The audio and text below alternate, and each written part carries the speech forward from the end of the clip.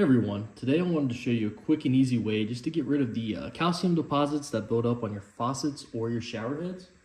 First, you want to grab some distilled white vinegar. I'll have some in the link in the description below if you need some.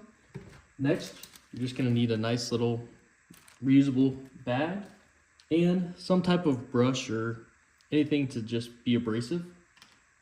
First, you want to grab the bag, open it up, and take your distilled white vinegar and just pour some in the bag. Doesn't have to be a ton. I would say probably a fifth of the way, sixth of the way up the bag. Next, we're going to take the bag and we're going to place it over the faucet head and then seal it the best you can. And then next, you can either wrap this around or have rubber bands or zip ties and connect it so this won't fall down and the shower head or the faucet head is submerged in the vinegar.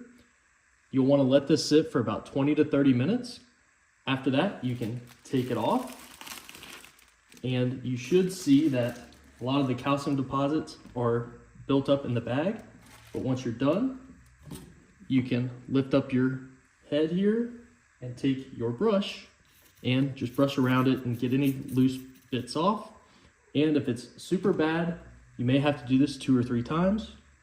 But after that, it should be good to go. If you thought this video was useful, please leave a thumbs up. Thank you.